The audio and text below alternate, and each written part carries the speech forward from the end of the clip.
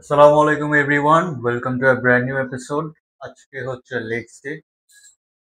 তো একটা জিনিস আমি একটা জিনিস অ্যানালাইসিস করলাম যে অনেকেই যারা আমার কাছে টেক্সট করেন যে ভাইয়া আমার অনেকদিন যাবত জিমে আমি মিস করলাম, কিন্তু এখন তো আমি আগের মতো ডেডিকেশন পাচ্ছি না বা আমি আগের মতো মোটিভেশন পাচ্ছি না। আমি এখন কিভাবে শুরু করব?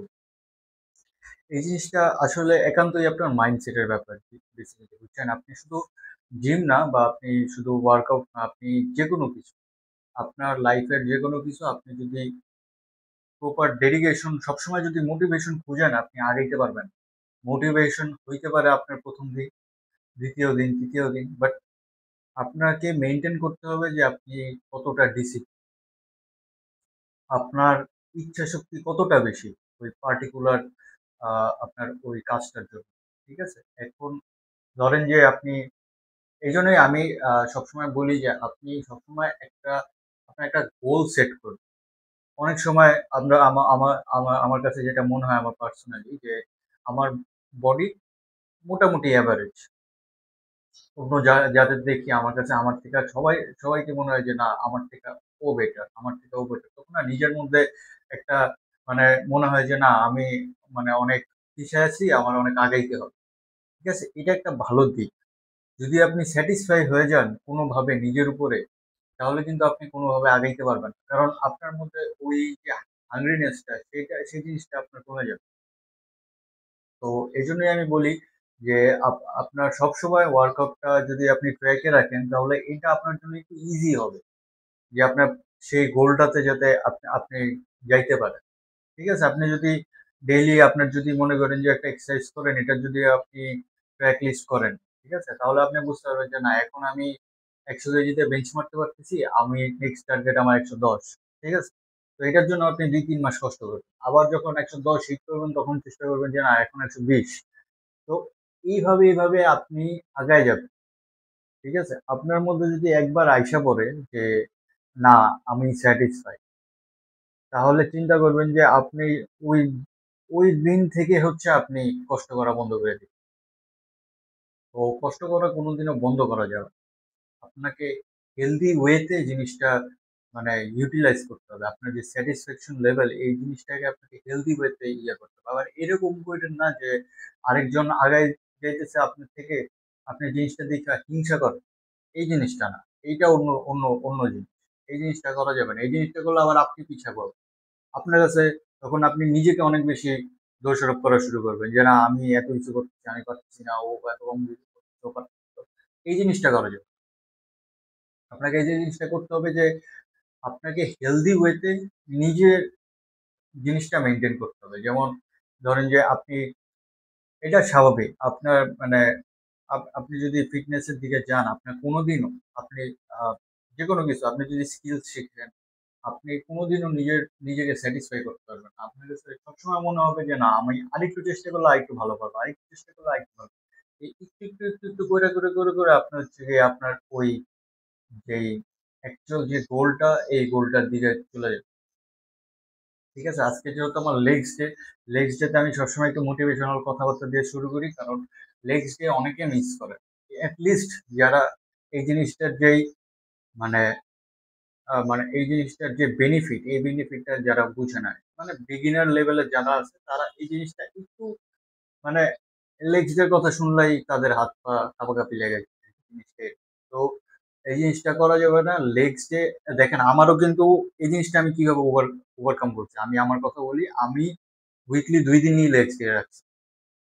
ধরেন যে ২ দিন হেভি লিফট আপার বডির জন্য, আর ২ দিন হচ্ছে গিয়ে লেগস। যাতে আমার ওই জিনিসটা যদি আসে তাহলে কিছু করার নাই। আমার রুটিনের মধ্যে ২ দিন লেগস ডে, তার মানে আমার ২ দিন লেগস ডে হিট করাই লাগবে। আমার এখন মন চাক বা না চাক, এটা কিচ্ছু করার নেই। তো আপনি নিজেকে যেভাবে ট্রিট করবেন আপনি অটোমেটিক ওইভাবে বিল্ড আপ হবে। ঠিক আছে? তো এইজন্যই আমি লেগস এর দিন চেষ্টা করি একটু মোটিভেশনাল কথাবার্তা বলার। যাতে করে আপনারা মনে করেন যে অন্য অন্য যেকোনো ডে এর সাথে আপনারা রিলেট করতে পারেন। লেগস এর দিন আ কম বেশি সবারই একটু মানে মন চায় না করতে। কারণ ঠিক আছে লেগস এ বেশি এফোর্ট লাগে। যেহেতু মাসল অনেক বড়। আপনাকে এই জিনিসটা আপনি যখন করবেন আপনার বেশি এনার্জি লুজ হবে, কারণ মাসল বড়। তো এই জন্য চেষ্টা করবেন লেগসটাকে ওভাবে ট্রেন করা। ঠিক আছে? আপনি কম এক্সারসাইজ করতে পারেন আমার মতো। কিন্তু এফোর্ট আপনার যেই ফেলিয়ার, আমি যে সবসময় বলি ফেলিয়ার পর্যন্ত ট্রেন করতে হয়, ফেলিয়ার পর্যন্ত ট্রেন করার চেষ্টা করুন। ঠিক আছে? আর লেগস এর পরে আপনার যে টেস্টোস্টেরন লেভেল সেটা মানে সবচেয়ে বেশি থাকে, সবচেয়ে বেশি প্রডিউস হয়। তো এই জিনিসটা মাথায় রাখবেন। কারণ আপনার টেস্টোস্টেরন বডিতে যত বেশি আপনার মাসল ম্যাস হওয়ার সম্ভাবনা তত বেশি থাকে, আপনার মাসল গ্রোথ হওয়ার সম্ভাবনা বেশি থাকে। আর রেস্ট নিবেন। ভালো মতো একদম মনে করেন যে ৭ থেকে ৮ ঘন্টার যে ডিপ স্লিপ এটা অবশ্যই নিবেন। কারণ তখনই আপনার মাসল রিল্যাক্স হবে, আপনার মাসল গ্রো হবে। ঠিক আছে? সবসময় মনে করেন ডায়েট, ঠিক আছে? ডায়েট আপনি স্পেসিফিক মিল খাবেন। আপনি সবসময় মনে করেন অন পয়েন্টে সবকিছু রাখার চেষ্টা করবেন। কিন্তু রেস্টটাকে বেশি প্রায়োরিটি দিতে হবে। প্রপারলি ঘুমাবেন একদম রিল্যাক্সে তাহলে হচ্ছে আপনার যে গ্রোথ আছে সেই গ্রোথটা আপনি অ্যাচিভ করতে পারবেন।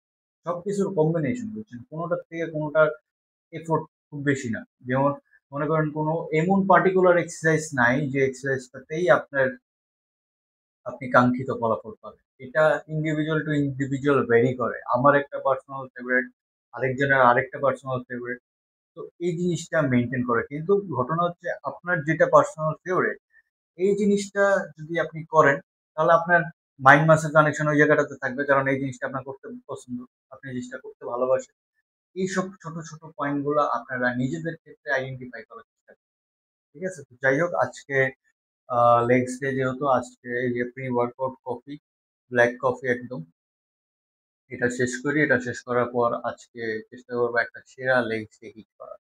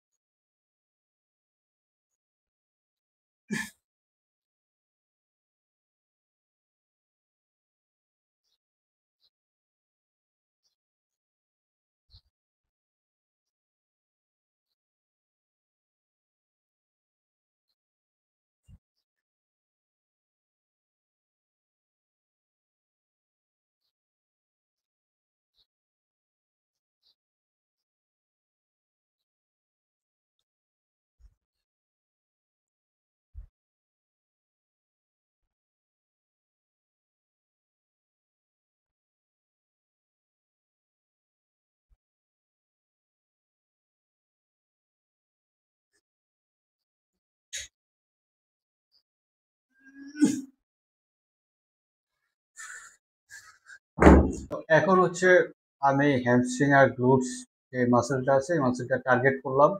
সেটা হচ্ছে আপনার আরডিএল দিয়ে। এটা আমি সবসময় করি। মানে আমার কাছে মনে হয় যে মানে এই এক্সারসাইজটা আমার মানে অনেক পছন্দের। মানে এটা আপনার লোয়ার ব্যাক, আপনার গ্লুটস, আপনার হ্যামস্ট্রিং সবকিছু কভার করে। ঠিক আছে? আর জিমের মধ্যে যদি আপনি করেন তাহলে ওখানে আরেকটা মেশিন আছে সেটা হচ্ছে লাইং লেগ কার্ল বা সিটেড লেগ কার্ল থাকে অনেক সময়। তো এই ২ টা মেশিন আপনারা ইউজ করতে পারেন আপনাদের হ্যামস্ট্রিং এর জন্য। বাকি এক্সারসাইজটা আপনারা অবশ্যই এড করবেন। ঠিক আছে? এটা আপনার লোয়ার ব্যাকটাকেও এটা অনেকটা মানে কভার করবে। তো এরপরে হচ্ছে কোয়াডস এর ২ টা এক্সারসাইজ করব। একটা হচ্ছে বেসিক লাঞ্জেস, আরেকটা হচ্ছে গিয়ে গবলেট স্কোয়াট। আর ডায়েটিং এর ব্যাপারে কিছু মানুষ আমাকে প্রশ্ন করে যে আসলে কি ডায়েট নেওয়া উচিত? এখন আমি আপনাদের বলব যে ফ্যান্সি কোনো খাবার খাওয়ার কোনো প্রয়োজন নেই। ঠিক আছে? আপনারা মিল থেকে নেওয়ার চেষ্টা করবেন মাছ, মাংস, ডিম। ঠিক আছে? এটা গুড প্রোটিন সোর্স। বাকি যত সোয়া চাংস বা এইসব হাবিজাবি আছে এগুলা প্ল্যান্ট বেস আমি পার্সোনালি কোনোদিন রিকমেন্ড করিও না আর আমি পছন্দ করি না। মানে প্ল্যান্ট বেস প্রোটিন এইসব জাস্ট আমার কাছে মনে হয় এটা শুধুই মার্কেটিং এর জন্য।